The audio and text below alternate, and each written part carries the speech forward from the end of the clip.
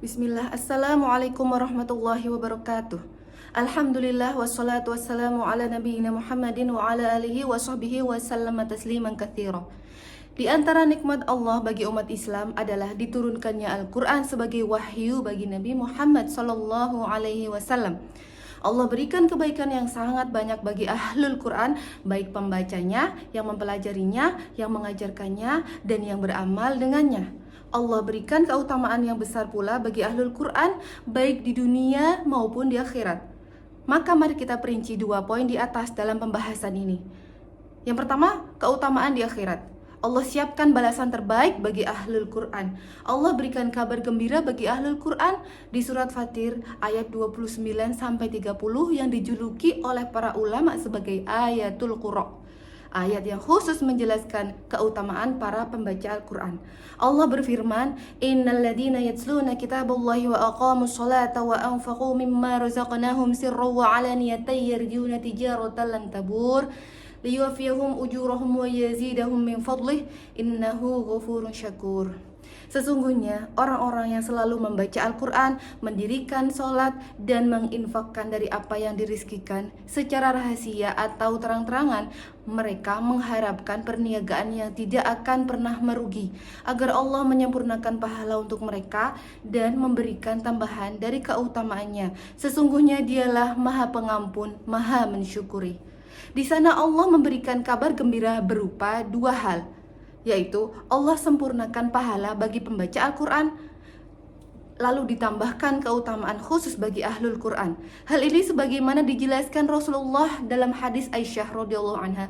Rasulullah shallallahu alaihi wasallam bersabda, Alladhi yaqra'ul Qur'ana wa huwa mahirun bihi ma'a safaratil kiramil bararah walladhi yaqra'ul Qur'ana wa yatata'ta'u fihi wa huwa alaihi syaqun lahu ajran. Rawahul Bukhari.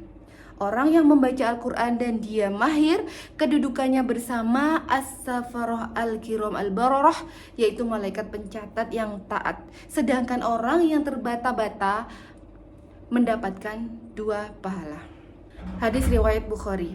Jadi tidak ada kerugian bagi pembaca dan menghafal Al-Quran. Jika terbata-bata, dia mendapatkan 2 pahala, dan jika dia mahir, lancar, dan sesuai kaidah tajwidnya, dia mendapatkan pahala berlipat-lipat sekaligus tambahan keutamaan khusus, yaitu dikumpulkan dengan malaikat pencatat yang taat. Keutamaan di dunia. Allah akan angkat derajat orang yang suka membaca Al-Quran. Di antara hadis yang menjelaskan keutamaan ahlul Quran di dunia adalah 2 hadis berikut. Yang pertama, dikisahkan ketika Umar radhiyallahu anhu mengetahui seorang maula, yaitu budak yang dimerdekakan bernama Ibnu Abza, yang menugaskan Nafi bin Abdul Haris di Mekah. Ketika ditanya siapa Ibnu Abza, maka Nafi menjawab, dia adalah maula dari maula-maula kami. Umar pun terkejut ketika ditanya kenapa bisa seorang maula memerintahkanmu. Nafi menjawab, innahu qari'un li kitabillahi azza wa jalla wa innahu alimun bil faraid. Sesungguhnya dia adalah ahli kiroahnya kitabullah azza wa jalla dan ahli ilmu waris.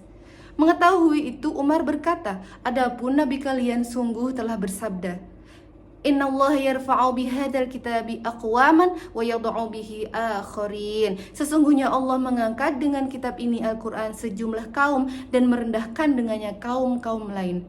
Hadis riwayat Muslim. Hadis kedua, hadis Abu Hurairah, dia berkata, suatu ketika Rasulullah mengutus sejumlah orang, kemudian satu persatu menunjukkan hafalannya masing-masing, sampai kemudian Rasulullah SAW mendatangi pria yang paling muda usianya, lalu bertanya, Ma ma'aka ya fulan, apa yang kau punya wahai fulan dari hafalan?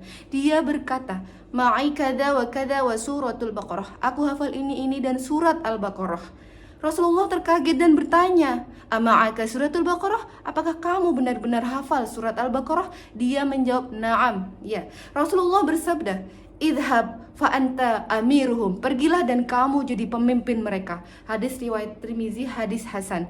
Begitulah Allah mengangkat derajat pembaca dan penghafal Al-Quran.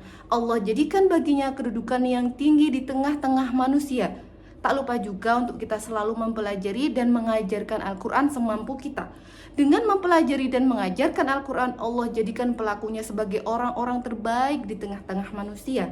Sebagaimana hadis Nabi dari Utsman bin Affan, Rasulullah SAW bersabda, "Khairukum man ta'allama al-Qur'ana wa 'allamahu." Manusia terbaik kalian adalah yang mempelajari Al-Quran dan mengajarkannya. Hadis riwayat Bukhari. Terakhir, selain dibaca, dihafal, dipelajari, dan diajarkan, jangan lupa Al-Quran adalah huda atau petunjuk untuk diamalkan. Dan orang yang beramal dengan Al-Quran, maka dia mendapatkan petunjuk sebagaimana firman Allah dalam surat Al-Isra ayat 9. Inna hadzal Qur'ana yahdi lillati hiya aqwam wa yubashshirul mu'minina alladziina ya'maluna shalihati anna lahum ajran kabira. Sesungguhnya Al-Quran ini memberikan petunjuk ke jalan yang paling lurus serta memberi kabar gembira bagi kaum mukminin yang beramal soleh bahwa mereka akan mendapat pahala yang besar.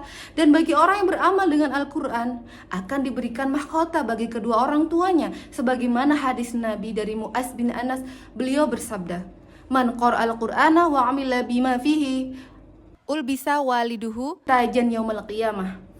Dauhu ahsana min dawi syamsi fi buyutid dunya, fama dhannukum billadhi 'amila biha."